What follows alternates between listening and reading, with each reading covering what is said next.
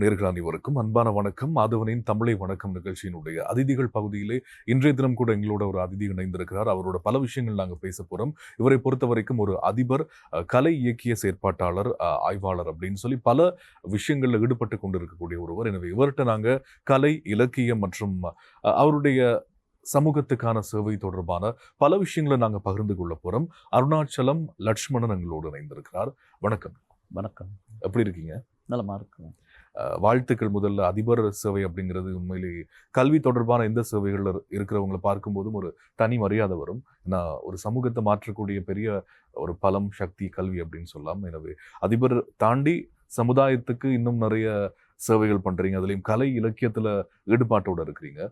இந்த கலை இலக்கிய பயணம் இப்போ ஒரு அதிபராக அதே நேரம் இந்த செயற்பாடுகள் எல்லாம் எப்படி போயிட்டு இருக்கு? சிறந்த முறையில் போயிட்டு இருக்குது. இப்போ அது சம்பந்தமான எங்கள் வேலைப்பளுக்கள் இருந்தாலும் கூட இந்த சமூகத்தை பற்றி சிந்தனையில் அந்த அந்த வாசிப்பு தந்த ஒரு ஊக்கம், அதில் ஒரு ஈடுபாடு எனக்கு தந்திருக்கு. அது சம்பந்தமான செயற்பாடுகளை முன்னெடுத்துட்டு வெற்றிகரமாக போயிருக்கோம். நான் உண்மையாகவே இந்த இலக்கியங்கள் தான் ஒரு சமூகத்தினுடைய அடையாளமாக, அதனை அடையாளப்படுத்துகின்ற வரலாறை, வாழ்வியலை சரியாக சொல்கின்ற ஒரு காலத்தினுடைய கண்ணாடியாக திகழ்கிறது. ஆகவே அது சம்பந்தமான நேசிப்பு அதில் என்ன ஆழமாக ஈடுபட செய்திருக்கிறது.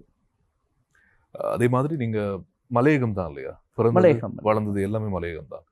எப்படி இந்த இலக்கியம், அதே மாதிரி கலை, கலாச்சாரம் இதுல ஈடுபடணும் அப்படிங்கிற அந்த ஆர்வம் எங்கிருந்து வந்தது? உண்மையாகவே சிறு வயது முதல் இருந்த இந்த வாசிப்பு ஆர்வம் தான். இப்போ நாவலப்பிட்டி பொது நூலகம் என்னை வளர்த்ததில் ரொம்ப முக்கியமான பங்கு. ஏன்னா சின்ன வயசுகளில் நான் லைப்ரரியிலே தான் இருப்பேன். லைப்ரரியிலே இருக்கிறேன் அப்படின்னு சொல்லி அடி வாங்கி வாங்கின சந்தர்ப்பங்களும் இருந்திருக்கு. அந்த வாசிப்பு தந்த ஊக்கம் தான் என்ன ஒரு ஆளுமையாக எனக்குள்ளே அதை சிதைச்சு கொள்றதுக்கு அதை வடிவமைத்து கொள்றதுக்கு ஒரு வாய்ப்பாக அமைஞ்சிருக்கு. ஆகவே அது சம்பந்தமான ஈடுபாட்டோடு இருக்கிறது எனக்கு ஒரு ஆத்ம திருப்தியை தருது. தமிழ் மொழி பற்றி நாங்கள் நிறைய விஷயம் கண்டிப்பாக நீங்களும் ஆய்வுகள் எல்லாம் செய்கிறீங்க. இலக்கியம், இலக்கணம், கலாச்சாரம் அப்படின்னு சொல்லி மலையகத்தில் இருந்து வந்திருக்கீங்க அப்படிங்கிறதுனால இந்த ஒரு கேள்வி கேட்கணும் அப்படின்னு தோணுது. பொதுவாக மலையக சமுதாயத்து மேலே ஒரு சில விஷயங்கள் ஒரு குற்றச்சாட்டுகள் வைக்கப்படுறது வழக்கம். அதுலேயுமே இந்த ஊடகத்துறையில் நான் பார்த்துருக்கிறேன், மலையகத்தில் இருந்து வர்றவங்களுக்கு வந்து அந்த தமிழ் மொழி புலமை மீது ஏதாவது அவங்களுடைய வசனங்களோ உச்சரிப்புகளோ வந்து பிழை சொல்கிற நிறைய இடத்துல நான் பார்த்துருக்கேன். நான் அது சரின்னு சொல்லலை, ஆனால் அந்த மாதிரியான ஒரு குற்றச்சாட்டுகளை இப்பவும் கூட முன்வைக்கிறப்போ நீங்க பேசுற அந்த தமிழை எனக்கு ரொம்ப பிடிச்சிருக்கு. அவ்வளவு அழகா பேசுறீங்க. மலையகத்துல இருக்கக்கூடிய மக்களுக்கு இருக்கக்கூடிய தமிழ் புலமையை பற்றி என்ன நினைக்கிறீங்க? அவங்க மீது வைக்கிற இந்த தமிழ் மொழி ரீதியான அந்த குற்றச்சாட்டுகளை நீங்க எப்படி பாக்குறீங்க? இல்லை, நாங்கள் செவ்வை இலக்கியமாக பார்க்குற நேரம் வந்து அதுக்கேற்ற வகையில் இலக்கண பொறிமுறைகள் எல்லாம் அனுசரித்து பேசணுன்றது இருக்குது. இது எல்லா சமூகத்திலையும் இந்த பிரதேச வழக்குன்றது இந்த வாய்மொழியோட சம்பந்தப்பட்ட விஷயங்கள் இருக்குது. உதாரணத்துக்கு யாழ்ப்பாணத்து மக்கள் அரசியல் அப்படின்ற நேரம் அரசியல் என்று சொல்லி அவங்க ரேவை உச்சரிக்க வேண்டிய காலகட்டத்தில் ஆவை விட்டுருவாங்க, வேற ஒரு உச்சரிப்பை தருது. ஆகவே அது ஒரு பிள்ளையாக நாங்கள் பார்க்க வேண்டிய அவசியம் இல்லை. அது ஒரு பிரதேச வழக்கு, அவ்வளோதான். இப்போ இந்தியாவில் எடுத்துக்கிட்டிங்கன்னா பாருங்கள், மதுரையில் ஒரு மாதிரி பேசுவாங்க, திருச்சியில் ஒரு மாதிரி பேசுவாங்க. அது பிரதேச தந்திருக்கிற ஒரு அனுபவத்தோடு வர்ற விஷயமே தவிர அதில் யாரும் நாங்கள் அந்த மொழி அவங்களோட புலமை தவறானது, பிழையானது அப்படின்னு சொல்லிட்டு ஒரு காழ்ப்புணர்வு நடவடிக்கையோடு நாங்கள் ஒரு முடிவை எடுக்க வேண்டிய அவசியம் இல்லை. மலையகம் தொடர்பான நிறைய கேள்விகள், நிறைய பிரச்சனைகள் அங்கே இருக்கிற மக்களுக்கு இருக்குது. நிலம் தொடர்பாக இருந்து சம்பள பிரச்சனைகள் அப்படி இப்படின்னு பல விஷயங்கள் பேசுகிற நேரத்தில் இந்த கலை, இலக்கியம், அதே மாதிரி தமிழ் கலாச்சாரம் இது தொடர்பான பார்வை நீங்கள் மலையகத்தில் எப்படி பார்க்குறீங்க? அதிகமாக இருக்கிறதா, இல்லை மக்கள் இப்போ அதை வந்து மறந்து வர்ற மாதிரி உங்களுக்கு தோணுதா? இல்லை, எல்லா சமூகமும் எல்லா மனிதர்களோட இந்த அழகியல் உணர்வு வந்து மிக முக்கியமானது. குறிப்பாக 200 வருஷத்துக்கு முன்னுக்கு இலங்கைக்கு புலம்பெயர்ந்த அந்த காலனித்துவம் தந்த அனுபவம், அந்த காலனித்துவம் ஏற்படுத்திய இந்த தாக்கம் வந்து மலையக மக்களை தென்னிந்தியாவிலிருந்து புலம்பெயர செய்திருக்குது. அதுக்கு பிறகு இருந்த அந்த பெருந்தோட்ட கட்டமைப்பு, அந்த பெருந்தோட்ட கட்டமைப்பில் தொழிற்சங்க கட்டமைப்பு, இவ்வாறான இந்த ஒரு ஒரு அடக்குமுறையான சிந்தனைகள் தான் நிறைய இருந்ததுனால அந்த மக்கள் வந்து மேலெழும்பி வர்றதுல ஒரு பிரச்சனை இருக்குது. அது இங்கே உள்ள பூர்வீக தமிழர்களாக இருந்தால் என்ன, பெரும்பான்மையினவங்களாக இருந்தாலும் இன்று வரையில் வந்து இந்த மக்களுக்கு உரிமை கொடுக்கக்கூடாது, அல்லது அவங்கள வந்து வந்தேறு குடிகளாக அல்லது ஒரு அடிமை சமூகமாக வச்சிருக்கணுன்றது வந்து உள்ளூராக செய்துட்டு இருக்காங்க. அந்த நிலைமையிலிருந்து இன்றைக்கு கல்வியில் மலையகம் நியாயமான ஒரு முன்னேற்றத்தை கண்டிருக்குது. அது மட்டும் இல்லாமல் நீங்கள் பார்த்தீங்கன்னு சொன்னால் இந்த இலக்கியம், கலை இலக்கியம் சார்ந்த ஒரு விடயம் தான் இந்திய வம்சாவளி தமிழர்கள் என்ற ஒரு சட்ட ரீதியாக இருந்தாலும் கூட இந்த மலையகம் என்ற ஒரு தனித்துவமான ஒரு சுயம் சார்ந்த ஒரு பெயரை வந்து இந்த மக்கள் மத்தியில் இதாகிருக்கு. அது சம்பந்தமான வேறுபட்ட விமர்சனங்கள் இருக்குது.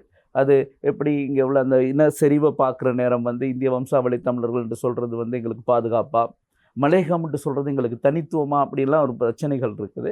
அது அந்த விஷயங்களையும் நாங்கள் கவனத்தில் தான் எடுக்கணும்.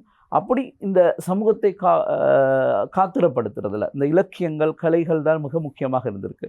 குறிப்பாக இந்திய வம்சாவளி தமிழர்கள் இந்தியாவிலிருந்து புலம்பெயர்ந்து வர்ற நேரமே அவங்க மிக முக்கியமான ஒரு கருவியாக வைத்திருந்தது தப்பு. அது அந்த மக்களுடைய கலை பண்பாட்டிற்கான ஒரு அடையாளமாகவும் திகழுது. அது வெறுமனே வந்து கலை அழகியல் ரசனையை மட்டும் கொடுக்கல, பாதுகாப்பையும் கொடுத்துருக்கு. என்று சொன்னால் இந்த இலங்கைக்குள்ள மன்னார் தொடக்கம் இந்த மாத்தளை வரியாக போகிற நேரத்தில் காடுகளாக இருந்துச்சு. அப்போ அவங்க போகிற பாதையில் அந்த தப்பை இசைச்சிக்கிட்டு போயிருக்காங்க. அப்போ ஒரு கொடூரமான விலங்குகள் எல்லாம் தூர போயிடும். ஆகவே இது சமூகம் வந்து இந்த சூழல் தந்த அனுபவங்களோடு, இந்த சூழல் தந்த படிப்பினைகளோடு அதுக்கான பாதுகாப்பு நடவடிக்கையாகவும் இந்த அவருடைய கலை இலக்கிய நடவடிக்கைகள் இருந்திருக்கு. அப்போ இந்த சமூகத்தை சரியாக அடையாளப்படுத்துவதிலும், சரியாக ஒரு வரலாறை சரியாக சொல்வதிலும் இந்த கலை இலக்கிய பண்புகள் வந்து மிக உறுதுணையாக இருந்திருக்கு. உதாரணத்துக்கு நாங்கள் பண்டிகை தமிழர்களுடைய வரலாறு எடுத்தால் இலக்கியத்தை வைத்து தானே காலத்தை சொல்கிறோம். சங்க காலம், சங்கம் அறிவிய காலம், சோழர் காலம், பல்லவர் காலம் என்று சொல்வது இந்த இலக்கியத்தை வைத்து. அது போக ஒரு சமூகத்தினுடைய இருப்பை சரியாக அடையாளப்படுத்துவதிலே இந்த இலக்கியம் வந்து மிக முக்கியமான விடயம். அப்போ அது தொடர்பான ஆய்வுகளிலும் நான் அதிகமாக ஈடுபடுவதுண்டு. கடந்த 2 வருடங்களுக்கு முன்பு இடம்பெற்ற உலக தமிழராட்சி மாநாட்டிலே 11வது தமிழராட்சி மாநாடு, அந்த மாநாட்டிலே மலையகத்தை சார்ந்து முதலாவது ஒரு ஆய்வாளராக பங்கேற்றியவன் என்ற வகையில் அது எனக்கு ஒரு ஆத்மாத்மான திருப்தி. அவ்வாறு இந்த ஆய்வுகள் வெளியிலே வருகின்ற பொழுதுதான் இந்த சமூகத்தினோட உண்மையான ஆளுமை, உண்மையான வரலாறு, உண்மையான பாதிப்புகள் எல்லாம் வெளிவரும். ஆகவே நான் கூட நிறைய என்னுடைய மாணவர்களுக்கும் சரி சமூகத்திற்கும் சொல்வது இந்த ஆய்வுகளில் ஈடுபட வேண்டும். அந்த ஆய்வு தரவுகள் எங்களுக்கு அடுத்த கட்ட நகர்வுக்கு ஒரு ஒரு சான்றாதாரங்களாகவும் உசாத்துணைகளாகவும் இருக்கும் என்ற விடயத்திலே அதிலே நான் கூடுதலாக ஆர்வத்தை செலுத்துவதுண்டு. அந்த உண்மையிலும் சொல்லப்போனால் இந்த மலையகத்தை ஒரு சரியான கௌரவ அடையாளமாகப்படுத்துவதில் இந்த கலை இலக்கியவாதிகள் தான் மிக முக்கியமான பங்களிப்பை செய்திருக்கிறார்கள். அரசியல்வாதிகள் அவர்களுடைய பங்களிப்பை செய்தாலும் கூட இது இந்த சமூகத்தை காத்திரப்படுத்துவதிலே இந்த கலை இலக்கிய செயற்பாட்டாளர்கள், அதனை சரியாக பகுப்பாய்வு செய்கின்ற ஆய்வாளர்கள் தான் அந்த பணியை செய்திருக்கிறார்கள். எனவே அதை நேசிக்க வேண்டியது ஒரு மிக முக்கியமான விடயம். உண்மையில் இயல்பாகவே இவர்களிடம் கலைகள் இருக்கிறது, வாய்ப்புகள் இல்லாமல் இருந்திருக்கிறது. இன்று வரையிலும் கூட இந்த வாய்ப்புகள் தான் பிரச்சனையை தவிர அதுவும் தன்னம்பிக்கையோடு உடைத்து வருவார்களாக இருந்தால், இப்போ உள்ள இளைய தலைமுறைகளுக்கு சொல்வதும் என்னென்கிற அதை உடைத்து வர வேண்டும். இதிலும் கூட இந்த எங்களுடைய இருப்பு என்பது இன்று கேள்விக்குறியாக இருக்கிறது. பொதுவாக பெருந்தோட்ட துறைகளிலே, பெருந்தோட்ட நிலப்பரப்புகளிலே இந்த மக்கள் வந்து அப்புறம் அந்நியப்படுத்தப்பட்டிருக்கிறார்கள். அது ஒரு நுண் அரசியல் இருக்கிறது. அந்த இடத்திலிருந்து அவர்கள் அந்நியப்படுத்திக் கொள்வதற்கும் அந்நியப்படுத்துவதற்குமான ஒரு திட்டமிடப்பட்ட விடயங்கள்லாம் இருக்கிறது. அது என்னுடைய ஆய்வுகளிலே என்னுடைய இதை பற்றி பேசிக்கொண்டிருக்கிறேன். அண்மை காலத்தில் கூட மிக முக்கியமாக இருக்கின்ற காமன் கூத்து தொடர்பாக அது ஒரு கூத்தா என்று ஒரு கேள்வி கேட்ட இலங்கையினுடைய ஆய்வாளர்கள் மத்தியில் இன்று அதுதான் தலை சிறந்த கூத்தாக சொல்லப்பட்டிருக்கிறது. அதுவும் கூட கனடாவிலிருந்து வருகின்ற தாய் வீட்டு சஞ்சிகையில் அது ஒவ்வொரு மாதமும் வெளிவருகிறது. ஒவ்வொரு 1ஆம் தேதி வெளிவந்துவிடும். அதிலே என்னுடைய தொடர் ஒன்று போய்கொண்டிருக்கிறது. வாழ்வியலோடு பின்னி பிணைந்த கலையாக காமன் கூத்து.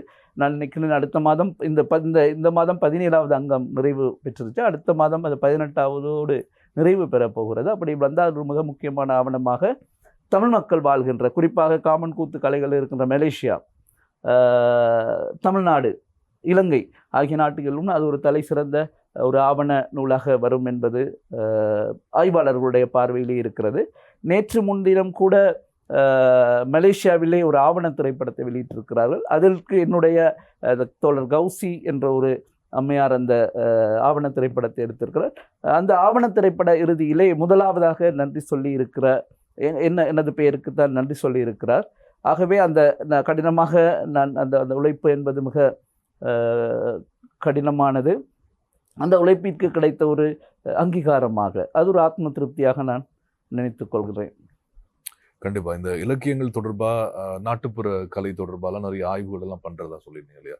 அண்மையில நீங்க செய்த ஆய்வுகள் பற்றி சொல்லுங்க. இப்பொழுது உண்மையிலும் அதன் 2 ஆய்வுகள் மிக முக்கியமாக செய்து கொண்டிருக்கிறேன். ஒன்று பாரம்பரிய கூத்துக்கலையான காமன் கூத்து தொடர்பாக, அதோடு புனர்சங்கர் சம்பந்தமாகவும் என்னுடைய ஆரம்பகட்ட ஆய்வுகள் நடைபெற்று கொண்டிருக்கின்றன.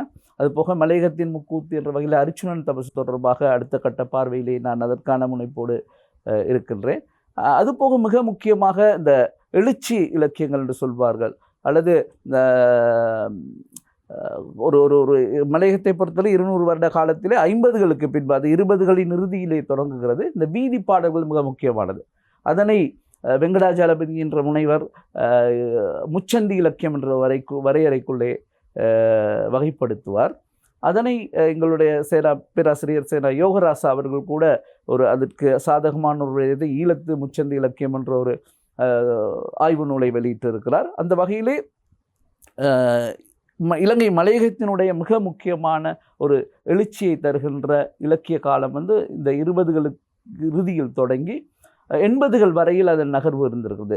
அது மலையக வீதி பாடல் என்பது, அது எங்களுடைய உரிமைகள், பிரஜா உரிமை தொடக்கம் வாக்குரிமை எல்லாம் சட்ட ரீதியாக அப்புறப்படுத்தப்பட்ட நிலை, அதற்கு எதிரான கோஷங்கள். ஸ்ரீமா சாஸ்திரி ஒப்பந்தம், இந்த நாட்டிலே 100-125 வருடங்களுக்கு பின்பு நீங்கள் இந்த நாட்டிலே இருக்கக்கூடாது என்ற வகையிலே பிரித்து கொள்கிறார்கள். அண்ணன் இங்கே, தம்பி தமிழ்நாட்டுக்கு என்ற வகையிலே, இந்தியாவிற்கு என்ற வகையிலே பிரித்து கொள்கின்ற இந்த போக்கெல்லாம் இருந்திருக்கிறது. ஸ்ரீமா சாஸ்திரி ஒப்பந்தம், அந்த வேதனைகள் எல்லாம் இந்த வீதிப்பாடல்கள் தான் சொல்லி இருக்கின்றன. உரிமை சார்ந்த, எங்களுடைய பாதிப்பு சார்ந்த இந்த விடயங்களை எல்லாம் வீதிப்பாடல்கள் மிக முக்கியமாக சொல்லிக் கொண்டிருக்கின்றன. அந்த வகையிலே அதனை அது எலுனா என்ற ஒரு சஞ்சிகையிலே தொடர்ச்சியாக 11வது அங்கம் இப்பொழுது நான் ஆய்வு தொடர் போய்கொண்டிருக்கிறது. அது ஒரு 25 அங்கம் வரை செல்லும். அதனை அவர்களாகவே புத்தகங்களாக வெளியிட முதல் பாகம் 2வது பாகம் என்ற வகையில் அதற்கான நடவடிக்கை கொண்டிருக்கிறார்கள். அந்த நூல் நிச்சயமாக வருமாக இருந்தால் எங்களுடைய அந்த பாதிக்கப்பட்ட வரலாறுகளை நாங்கள் மீண்டு எழுவதற்கான ஒரு உத்வேகத்தை தரக்கூடிய, அல்லது அந்த வரலாறை சரியாக பதிவு செய்கின்ற அந்த பணியை செய்தேன் என்ற ஒரு திருப்தி எனக்கும் இருக்கும். அதுதான் இப்பொழுது இருக்கிற ஒரு மிக முக்கியமான ஆய்வாக நான் செய்து கொண்டிருக்கிறேன். அது போக சமகாலத்திலே வருகின்ற படைப்புகள் தொடர்பாகவும் என்னுடைய ஆய்வு பார்வை சென்று கொண்டிருக்கிறது. அது விமர்சன பார்வையிலே அந்த விடயங்கள் போய்கொண்டிருக்கிறது.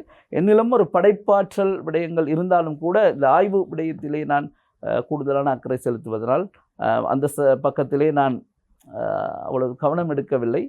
வருகின்ற காலத்திலே அந்த விடயங்கள் தொடர்பாகவும் கவனம் எடுக்க விரும்புகிறேன். இப்போ இதுவரைக்கும் உங்கள்கிட்ட இருந்த படைப்புகள் ஏதாவது வெளிவந்திருக்கா? வந்திருக்கிறது, கவிதைகள் வந்திருக்கிறது அண்மை காலங்களிலே. அது கடந்த காலங்களிலே, உண்மையிலும் அண்மை காலம் இந்த ஆய்வு பார்வையிலே இருக்கின்றதன் காரணமாக இந்த படைப்புகளை அதில் அக்கறை செலுத்துவதில்லை. ஆனால் நான் ஆரம்ப காலத்திலே என்னுடைய விடயங்கள் கவிதைகளாகத்தான் வெளிவந்தன. அதுபோக சிறுவர் இலக்கியம் தொடர்பான ஒரு ஈடுபாடு என்னில் இருக்குது. அது பத்தி இலக்கியங்கள் தொடர்பாக, அது மட்டுமல்லாமல் பயண இலக்கியம் தொடர்பாக 2 பயண இலக்கியங்களை தயார் நிலையில் வைத்திருக்கின்றேன். உலக தமிழாராய்ச்சி மாநாட்டு பயணத்தின் போது மலேசியாவில் நடைபெற்ற 11வது, இது 2023ஆம் ஆண்டு நடைபெற்றது. அந்த பயணத்துக்கு மனதிற்கினிய மலேசிய பயணம் என்ற ஒரு தலைப்பிலே மிக ஒரு நிறைய தரவுகளை உள்வாங்கிய வகையிலே மலேசிய இலக்கியத்தோடு தமிழ் இலக்கியத்தோடு இந்த மலையக சமூகத்தை எவ்வாறு ஒருங்கிணைத்து பார்க்கலாம், எவ்வாறு ஒப்பிட்டு பார்க்கலாம் என்ற அடிப்படையிலே அந்த பயண இலக்கியம் தயாராக இருக்கு. நான் நினைக்கிறேன் இந்த வருட இறுதியிலே அது அச்சாக வரும். இனி வருகின்ற காலத்தில் இதுவரையும் என்னுடைய படைப்புகள் எழுத்து வடிவத்திலே அங்கங்கே பிரதான சஞ்சிகைகளில் எல்லாம் இடம்பெற்று கொண்டிருக்கின்றன. அது வந்து கொண்டிருக்கின்றன. அது இந்த வருட இறுதி இருந்து புத்தகங்களாக வெளிவரும். வருகின்ற பொழுது அதை நேரடியாக ஆங்காங்கே பார்க்காமல் ஒரு பொது தளத்திலே பார்க்கக்கூடிய வாய்ப்பு, ஆவணமாக்கும் வாய்ப்பும் இருக்கிறது என்ற சந்தோஷமான செய்தியும் சொல்லிக்கொள்ள விரும்புகிறேன். இப்போ நீங்கள் ஒரு அதிபராக இருக்கிறதுனால இந்த கேள்வி பொருத்தமாக இருக்கும். சாதாரணமாக இப்போ அதாவது இலக்கியம், இலக்கணம், நாட்டுப்புறம் தொடர்பான கற்றல் செயற்பாடுகளில் மாணவர்கள் ஈடுபடுவதற்கு வாய்ப்புகள் வந்து மலையகத்தை பொறுத்த வரைக்கும், இல்லைன்னா இலங்கையிலே எப்படி இருக்கு? வகுப்பறை இல்லை அவர்கள் கற்றுக்கொள்வதற்குரிய வாய்ப்புகள் இருக்கா? அதற்கான வாய்ப்புகள் என்று யோசிக்கிற நேரம் சற்று கடுமையாகத்தான் யோசிக்க வேண்டி இருக்கிறது. உண்மையிலும் இந்த வாசிப்பு கலாச்சாரம் என்பது மிக நலிவடைந்து வருகிறது. உண்மையிலும் இன்று கூட நான் இந்த இவ்வளவு விடயங்களை பேசுவதோ அல்லது இந்த தளத்திலே நான் இயங்குவதற்கு காரணம் வாசிப்பு தான். ஒரு 12-13 வயசுலெல்லாம் நான் நாவலப்பிட்டி நூலகத்திலே தான் இருப்பேன். அதுபோக என்னுடைய இந்த விடயத்திற்கு நான் குறிப்பாக இந்த பாரம்பரிய கலைகள் அல்லது இந்த வாசிப்பு தொடர்பாக இருக்கின்ற பொழுது என்னுடைய தாயாரின் தந்தையார், என்னுடைய தாத்தா மிக என்னை வழிப்படுத்தியதிலே மிக முக்கியமான ஒருவர்.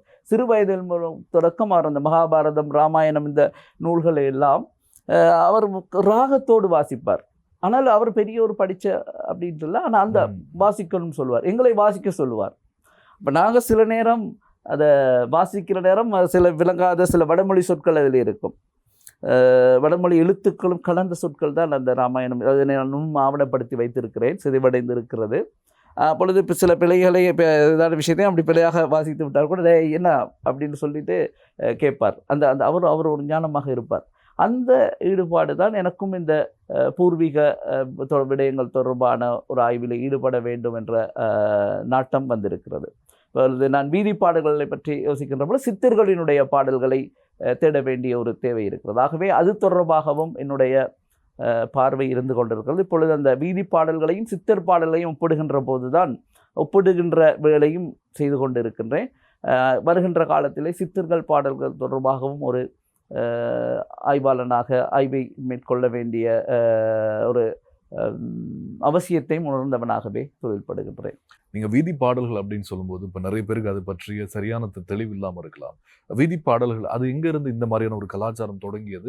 வீதி பாடல்கள் எப்படி இருக்கும் சாதாரண? என்ன விடயம்னு சொன்னால், இந்த எங்களுடைய இந்த கதைகள் இருக்கிறது, புராண கதைகள், இதிகாச கதைகள் இருக்கின்றன, பாடல்கள் இருக்கின்றன.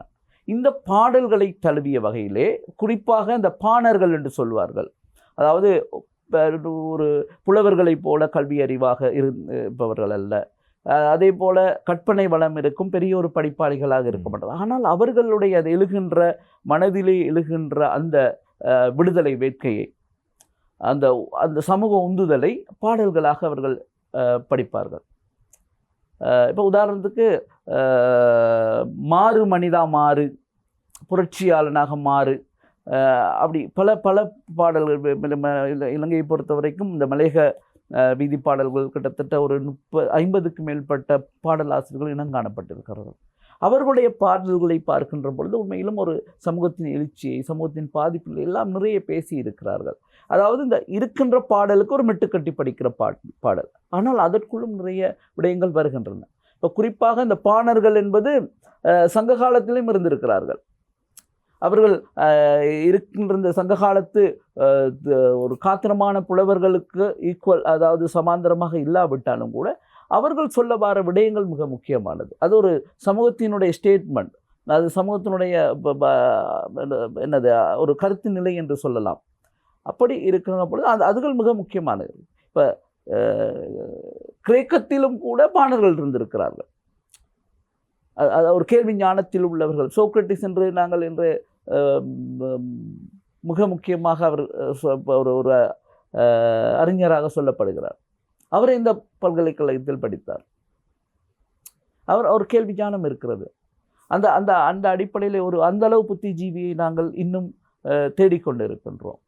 அவ்வாறு சில கேள்வி ஞானங்களிலே இந்த சமூகத்தை கற்றுக்கொண்டவர்கள், இந்த சமூகத்தை பற்றி தேடலை மேற்கொண்டவர்கள் கேள்வி ஞானமான விடயங்களை சொல்லுகிறார். பாரதியை நாங்கள் எடுத்துக்கொள்வோம். பாரதியினுடைய கவிதைக்கு ஒரு சமாந்தரமான ஒரு கவிதையை இன்று பாரதியை முன்வைத்து தான் இன்றும் பாரதி வாழ்ந்து கொண்டிருக்கிறார். ஆகவே பாரதியும் பெரிதாக உண்மையிலும் கல்வியிலே ஒரு ஆர்வம் காட்டாத ஒருவராக இருந்திருக்கிறார். இருந்த போதிலும் அவருக்குள்ள ஒரு கேள்வி, அவரையும் நாங்கள் ஒரு சித்தராக நாங்கள் பார்க்கலாம். இந்த ஏற்கனவே பார்த்த அந்த பாடல்கள் அதனை தழுவிய வகையிலே சமூகத்தினுடைய பிரச்சனையை பேச இந்த வீதி பாடலாசிரியர்கள் முனைந்திருக்கிறார்கள். இதனை பொதுமைப்படுத்தி தான் வெங்கடாஜலபதி என்ற முனைவர் அதனை முச்சந்தி இலக்கியம் என்று ஒரு வரையறைக்குள் கொண்டு வருகிறார்.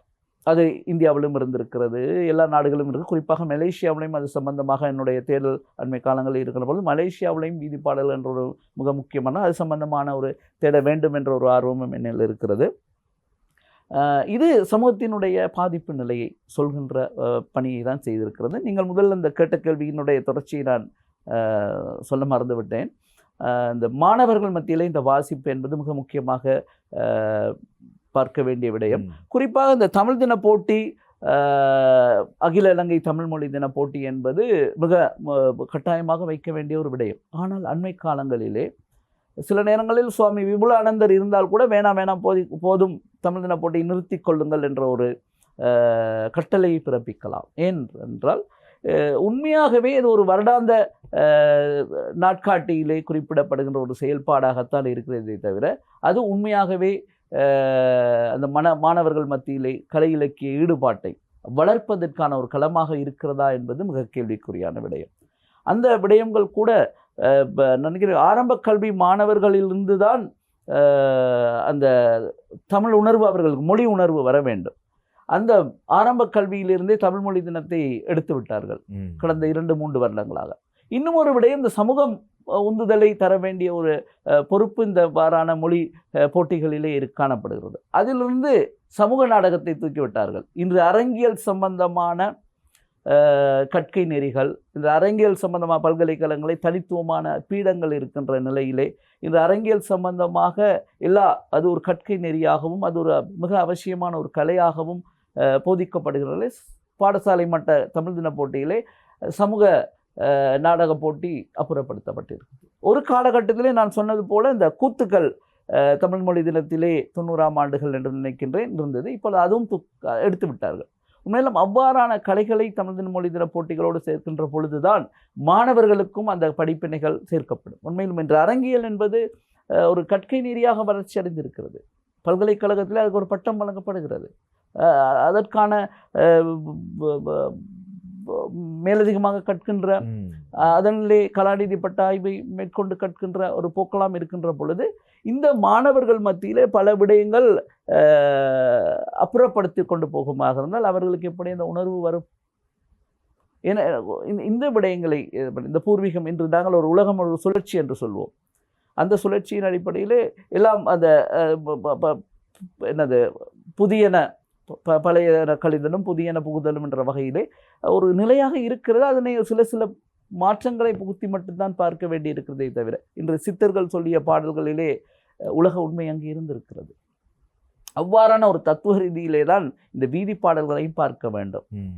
ஆகவே எங்களுடைய கல்வி திட்டங்களோ அவசர யுகம்தான் இன்று இருக்கின்ற ஒரு தொழில்நுட்ப கலாச்சாரங்கள் எல்லாம் அதை பற்றி யோசிக்க வேண்டும். இருந்தாலும் கூட எங்களுடைய பூர்வீகங்கள், எங்களுடைய உண்மை, மெய்ப்பொருள் காண்பது அறிவு என்று சொல்வார்கள், அதுக்கேற்ற வகையிலே அந்த உண்மைகளை எல்லாம் நாங்கள் மாணவர்கள் இருந்து அப்புறப்படுத்துகின்ற பொழுது எப்படி நாங்கள் உண்மையான ஆளுமையானவர்களை நாங்கள் ஏற்படுத்த முடியும்? இன்று எங்களுடைய ஃபோன் கலாச்சாரம் வந்துவிட்டது. பிள்ளை அம்மா என்று சொல்வதற்கு முன்னும் ஹலோ என்று தான் சொல்கிறது.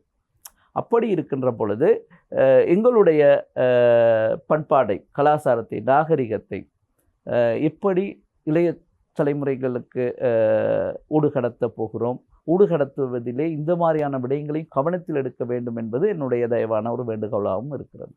கண்டிப்பாக நிறைய விஷயங்கள் சொல்லியிருந்தீங்க. நான் கேட்ட கேள்வி அந்த மாணவர்களுடைய கல்வியில் எப்படி இந்த மாதிரியான விஷயங்களை கொண்டு வரது அப்படின்னு. அதே மாதிரி நீங்கள் சொல்லும்போது இந்த பாரதியாருடைய கவிதைகள், அதே மாதிரி சங்க காலம், சங்கமருவிய காலம் அப்படின்லாம் பேசியிருந்தீங்க.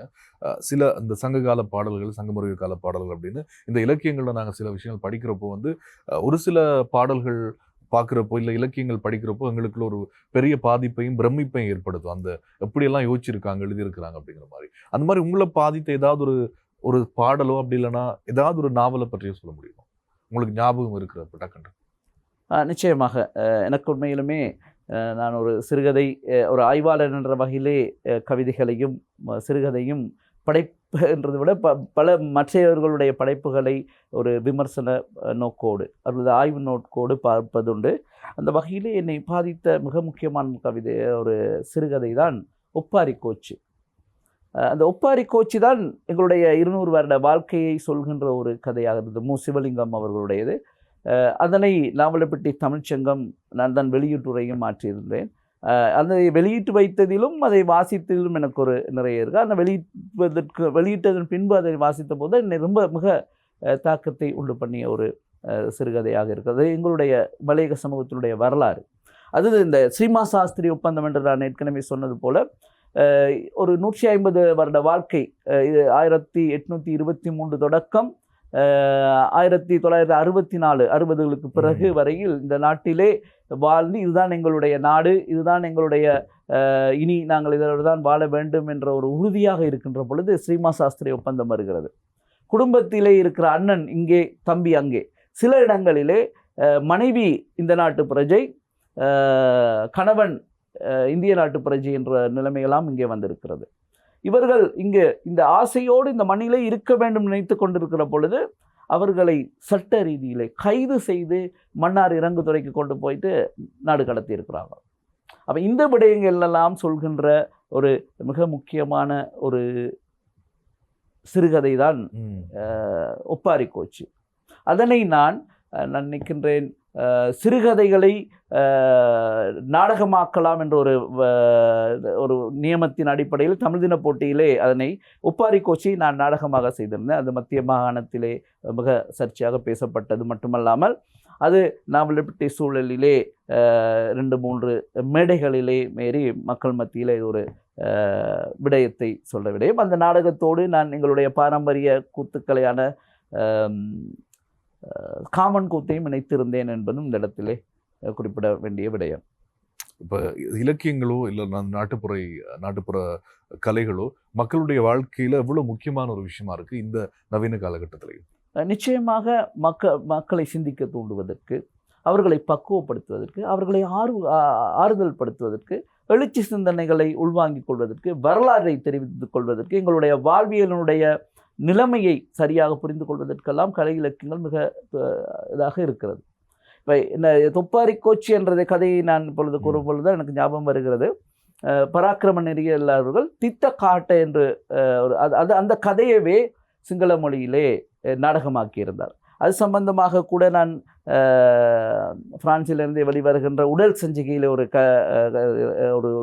கட்டுரை எழுதியிருந்தேன். அந்த நாடகத்தை பார்த்துவிட்டு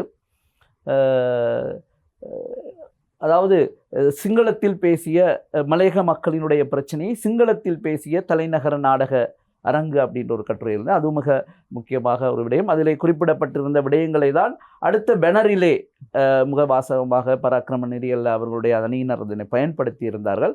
ஆகவே அது எண்ணில் மட்டுமல்ல, பலரில் ஒரு தாக்கத்தை ஏற்படுத்தி இருக்கிறது. அந்த அடிப்படையிலே இந்த கலை இலக்கியங்கள் எல்லா இடத்திலும் ஏதோ ஒரு வகையிலே தாக்கத்தை, மனிதர்களுடைய உணர்வை, அவர்களுடைய எழுச்சி சிந்தனையை அவர்களுடைய பாதிப்பு நிலையை இந்த கலை இலக்கியங்கள் ஊடாகத்தான் பேசி இருக்கிறார்கள். இப்போ வீதி பாடல்கள் என்கின்ற பொழுது எப்படி மனித உரிமைகள் என்ற எண்ணக்கரு இங்கே உலகத்திலே கவனத்தில் கொள்ளப்படாமல் பல புரட்சிகள் பல விடயங்கள் நடைபெற்றதோ அதுபோல தான் இங்கே மனித உரிமை பற்றி பேசி மனித உரிமை ஐக்கிய நாடுகள் சபை தொடங்கினதுக்கப்புறம் தான் எங்களுடைய பிரஜா உரிமை பறிக்கப்படுது, எங்களுடைய வாக்குரிமை பறிக்கப்படுது, எங்களுடைய அதாவது இந்திய வம்சாவளி தமிழர்கள் அதாவது ஸ்ரீமா சாஸ்திரி ஒப்பந்தத்தின் ஊடாக சட்டத்தினூடாக பிரிக்கிறாங்க. அப்படி பிரித்து போன மக்களும் கூட நான் இந்தியாவிலே பல இடங்களே போய் பார்த்துருக்கிறேன். இங்கே நாங்கள் இந்திய வம்சாவளி தமிழர் என்ற ஒரு அந்நிய இதுக்குள்ளே இருக்க வேண்டிய ஒரு நிர்பந்தத்தில் இருக்கிறோம். அவர்கள் அங்கே சிலோன் காலனியை சேர்ந்தவர்கள் என்று இருக்கிறார்கள். இன்னும் அந்த பிரச்சனை இருக்கிறது. நினைக்கிறேன் மதுரையிலே திண்டுக்கல்லிலே காந்தி கிராம பல்கலைக்கழகத்திற்கு அண்மையிலே இருக்கின்ற அந்த பல்கலைக்கழகத்துக்கு 2 ஆய்வரங்குகளுக்கு சென்று இருக்கிறேன். அதற்கு அண்மையிலே இருக்கின்ற கிராமம் இன்றும் சிலோன் காலனியாக இருக்கிறது. பல அனுபவங்கள் இருக்கிறது. அதுபோல் இங்கிருந்து புலம்பெயர்ந்து போனவர்களும் கூட இன்னும் அவர்கள் அங்கே உள்ள விடயத்தை அங்கே அவர்கள் உரிமை சார்ந்த விடயத்திலே பல்வேறு சிக்கல் நிலைக்கு முகம் கொடுக்கிறார்கள். உதாரணத்துக்கு கடைசியாக நினைக்கிறேன் போன வர முறைக்கு அடுத்த முதல் முறை நினைக்கிறேன் இப்பொழுது விஜய் அவர்கள் முதலமைச்சராக வந்திருப்பதற்கு முன்பு நடந்த சட்டசபையிலே ஜெயசீலன் என்ற ஒருவர் இங்கு புலம்பெயர்ந்தவர்களிலிருந்து என்ன ஒரு எம்எல்ஏவாக இருக்கிறார் அப்படின்ற ஒரு செய்தியை பெரிதாக போட்டார்கள். கிட்டத்தட்ட 64ஆம் ஆண்டிலிருந்து 2015 2020 வரைக்கும் பாருங்க பார்ப்போம் எவ்வளோ காலம். அப்போ அந்த மக்கள் அதனை ஒரு ஆச்சரியமாக சொல்கின்ற போக்கோடு அங்கு போனவர்களும் இவ்வாறான பாதிப்போடு தான் இருக்கிறார்கள். ஆகவே இந்த மக்களுடைய வாழ்க்கை மாற வேண்டுமாக இருந்தால் படித்தவர்கள், வர்த்தகர்கள், இந்த சமூகத்தினுடைய எல்லா தரப்பினரும், அரசியல்வாதிகள் எல்லா தரப்பினரும் ஒரு புள்ளிக்கு வந்து நாங்கள் அடுத்த கட்ட பாய்ச்சல் சம்பந்தமாக சிந்திக்க வேண்டிய ஒரு தேவையும் இருக்கிறது அப்படின்றது இந்த மாதிரி கலந்துரையாடல்களில் தான் நாங்கள் பேசுகிற நேரம் வரும். அதை விடையத்தான் நானும் வலியுறுத்துகிறேன். கண்டிப்பா நிறைய விஷயங்கள் நீங்க பேசியிருந்தீங்க. அதே மாதிரி இன்னொரு முக்கியமான விஷயம் மலையகம் அப்படின்னு வரப்போது, இந்த மலையகம் 200 அப்படிங்கிற ஒரு விஷயத்தை பத்தி பல மேடைகள்லையும் பல பேரும் பேசியிருக்கிறாங்க. ஸோ கண்டிப்பா நீங்க அந்த மலையகம் தொடர்பாகவும், மலையக இலக்கியங்கள் தொடர்பாகவும், மலையக மக்கள் தொடர்பான அந்த சமூகம் தொடர்பான அக்கறை உள்ள ஒருத்தரா, இதை பற்றின உங்களோட மலையகம் 200 பலர் அதனை கொண்டாட்டங்களாக பார்த்தார்கள். நான் அதனை உண்மையிலும் கொண்டாட்டமாக ஒரு அனுஷ்டிப்பாகத்தான் பார்த்தேன். இப்போ இதற்குள்ளே எவ்வாறு ஒரு பூர்வீகமாக தென்னிந்திய சூழலிலே எல்லா வளங்களும் இருந்த ஒரு சமூகம் இங்கு காலனித்துவத்தின் பின்பு புலம்பெயர்கிறார்கள். வந்து இங்கே எங்களுடைய இருப்பிலிருந்து எல்லாம் கேள்விக்குறியாகத்தான் இருக்கிறது. எங்களுடைய சமூக செறிவு குறைக்கப்பட்டது முதல் எல்லா விடயங்களும் பிரச்சனையாகத்தான் இருக்கிறது. இதனை நான் ஒரு அனுஷ்டிப்பாகத்தான் பார்த்தேன். அந்த வகையிலே பல கொண்டாட்டங்கள் அங்காங்கே இடம்பெற்றன. இப்போ இந்த விடயத்திலும் கூட நிகர் சமூக கலை இலக்கிய அரங்கம் என்ற ஒரு அமைப்பின் செயற்பாட்டாளர் என்ற வகையிலே இந்த யாராவது ஒரு அடையாளமாக ஒரு முத்திரையை வெளியிடுவார்களாக என்று பார்த்தோம். உண்மையிலும் இந்தியாவிலும் ஒரு முத்திரை வெளியிட்டார்கள். அது எப்பொழுதும் இந்த அடிமைத்தனமாக தேயிலை கிள்ளுகின்ற பெண்மணி ஒருவர் கிள்ளுகின்ற அதே இதுதான். பிரித்தானியர்கள் வருகை தந்தன் பின்பு பல முத்திரைகள் இருக்கின்றன. அதெல்லாம் அடையாளமும் ஒரு ரப்பர் மரத்தை, தென்னை மரத்தை அல்லது தேயிலை செடியிலிருந்து, தேயிலை செடி அல்ல தேயிலை மரம் தான், அதனை நாங்கள் கவாத்து வெட்டி அதனை செடியாகவே ஆக்கி இருக்கின்றோம். அது எங்களுக்குரிய சமூகத்திலும் அவ்வாறு முடக்கி வைத்திருக்கிறார்கள் என்பதுக்கு அது ஒரு அடையாளம். அந்த ஒரு அடிமைத்தனம் பொருந்திய ஒரு அடையாளம் தான் இருந்தது. அதே போல நாம் 200 என்ற ஒரு விடயத்தை இலங்கை தொழிலாளர் காங்கிரஸ் பொறுப்பில் இலங்கையிலே கொண்டாடினார்கள். அதே பாணியிலான முத்திரை தான் இங்கும் வெளியிடப்பட்டது. இலங்கையிலும் வெளியிடப்பட்டது, இந்தியாவிலும் வெளியிடப்பட்டது. ஒரு எழுச்சிகரமான ஒரு முத்திரையை வெளியிடுவார்களா என்றிருந்த பொழுது தான் நாங்கள் நிகர் சமூக கலை இலக்கிய அரங்கம் 3 முத்திரைகளை வெளியிட்டோம். அது எங்களுடைய இருப்பு சார்ந்த, எங்களுடைய கல்வி சார்ந்த, எங்களுடைய கலை சார்ந்த அந்த அடையாளங்களை வெளிப்படுத்துகின்ற முத்திரைகளாக வெளியிட்டோம். அதை பற்றி யாரும் பேசிக்கொள்ளவில்லை. பல விடயங்களிலே நாங்கள் ஆவணப்படுத்தியிருந்தோம். உண்மையிலும் மிக முக்கியமான ஒரு விடயம்தான் இந்த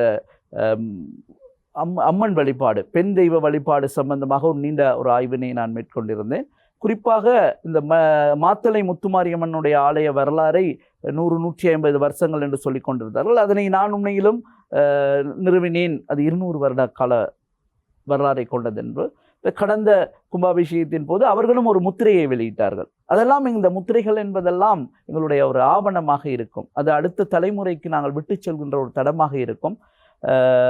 அந்த அடிப்படையிலே பல பாடசாலைகள் இந்த மலையகம் 200 மையப்படுத்தி பார்க்கிற பொழுது நூற்றாண்டை கண்டிருக்கிறார்கள். அவர்களும் முத்திரைகள் வெளியிட்டிருக்கிறார்கள். இந்த மாதிரியான ஒரு ஆவண விடயங்களை நாங்கள் வெளியிட வேண்டும். குறிப்பாக இன்று நாங்கள் சங்ககால இலக்கியம் தொடர்பாக ஒரு அறிவுபூர்வமான ஆய்வு தரவுகளாக அதோட விஞ்ஞான முறை ஆய்வாக பார்க்கின்ற பொழுதுதான் கீழடி எங்களுக்கு ஞாபகம் வரும். அவ்வாறு கீழடி வந்ததன் பின்புதான் அதனை இந்த காவனேற்று ஆய்வுகள் என்று சொல்வார்கள். அந்த அடிப்படையிலே அது நிறுவப்பட்டிருக்கிறது. அது அதனுடைய பூர்வீகம் உண்மையில் விஞ்ஞானபூர்வமாக நிர்வகிக்கப்பட்டிருக்கிறது. அந்த அடிப்படையில் தான் எங்களுடைய ஆய்வுகளும் எங்களுடைய சமூகத்தினுடைய இருப்பை, எங்களுடைய வரலாறை சரியாக சொல்கின்ற ஆதாரங்களை நாங்கள் தயார்படுத்த வேண்டும் என்று மட்டும் இல்லை, அது உண்மையான அதை கண்டுபிடித்து அதனை நாங்கள் பார்க்க வேண்டிய ஒரு தேவையும் இருக்கிறது. அந்த அடிப்படையிலே மலையகம் 200 தொடர்பாக இன்னும் ஒரு மிக முக்கியமான விடயத்தை நாங்கள் செய்து கொண்டு இருக்கின்றோம். நாங்கள் உண்மையிலும் இந்த இயற்கையோடு, அதாவது ஒரு விளிம்பு நிலை மக்கள் என்று சொல்வார்கள், எவ்வாறு பொருளாதார ரீதியிலே, சாதிய ரீதியிலே, கல்வி ரீதி எல்லா வகையிலும் ஒரு பிற்படுத்தப்பட்ட மக்களை நாங்கள் விளிம்பு நிலை மக்கள் என்று சொல்லுவோம். அந்த விளிம்பு நிலை மக்கள் இயற்கை சார்ந்து, இயற்கை பொருண்மையத்தோடு ஒட்டி வாழக்கூடிய, இயற்கையை பாதுகாக்கக்கூடிய, இயற்கையை நேசிக்கக்கூடிய வல்லமை பொருந்தியவர்களாக இருப்பார்கள். அந்த அடிப்படையிலே மலையகம் 200 என்பதற்கு நாங்கள் மே 14 தொடக்கம் மே 21 வரையில் மலையகம் 200 மரண இருகை வாரமாக பிரகடனப்படுத்தியிருந்தோம். அது அந்த வேலை திட்டங்கள் நடைபெற்று கொண்டிருக்கிறது. அங்கங்கே ஏதோ அது ஒரு மரம் நட்டாலும் கூட, ஒரு கன்று நட்டாலும் கூட அது எங்களுக்கு ஒரு பெரிய ஒரு செய்தியாகவும், இந்த வரலாறு சரியாக அடுத்த தலைமுறைக்கு ஊடுகடத்தப்படுவதற்கு ஒரு அவகாசமாகவே நாங்கள் பார்க்கின்றோம்.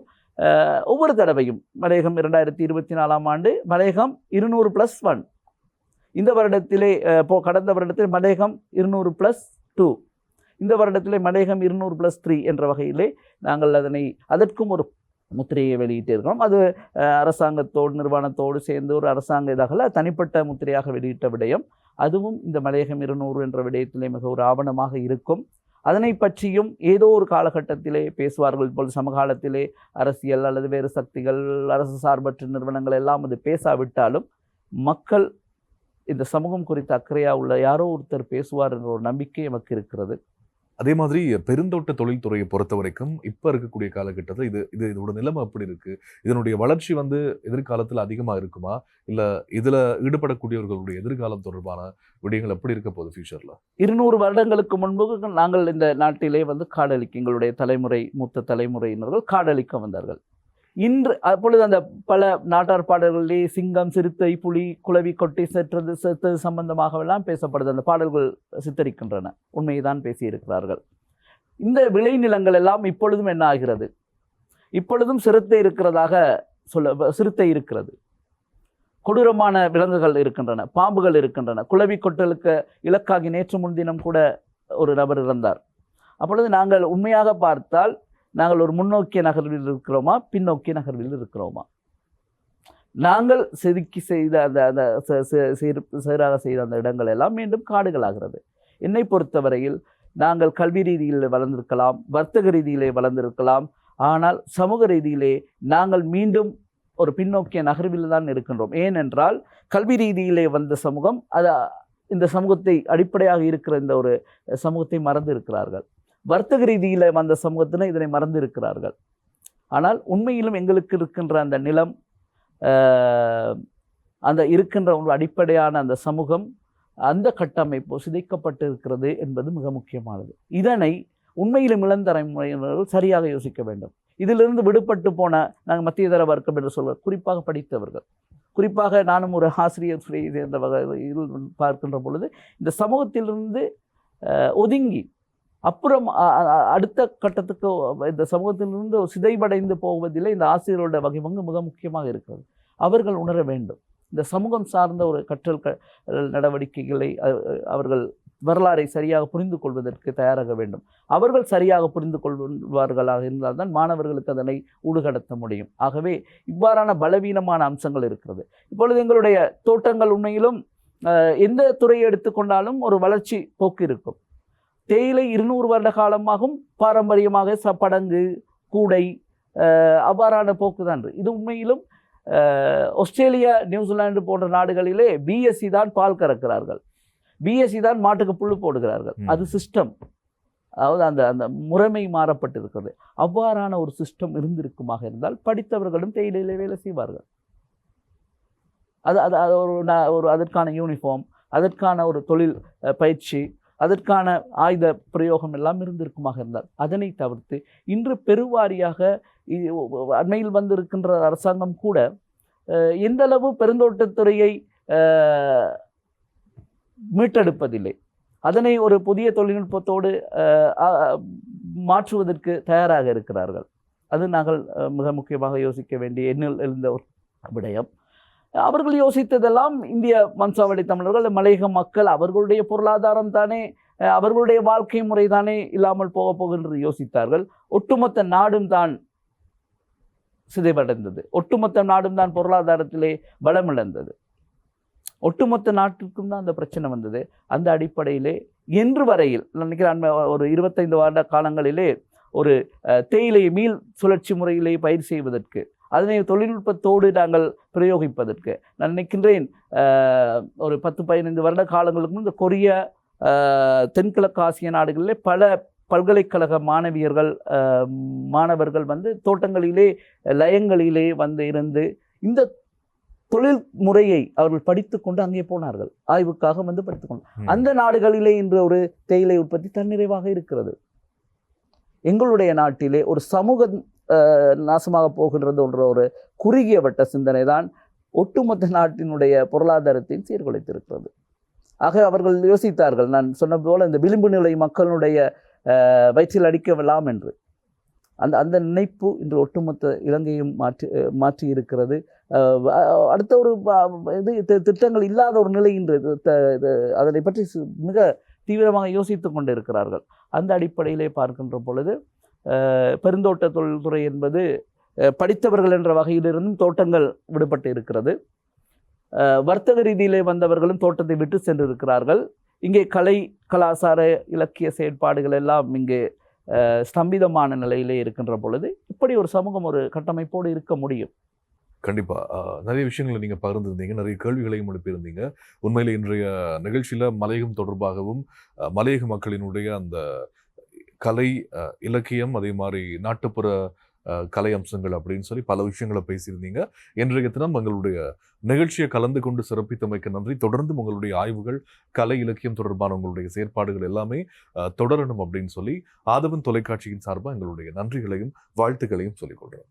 நிச்சயமாக உங்களுக்கும் இந்த வாய்ப்பை தந்த இந்த நிகழ்வோடு தொடர்புபட்ட சகலருக்கும் நன்றியை கூறி விடைபெறுகின்றேன். நன்றி, வணக்கம்.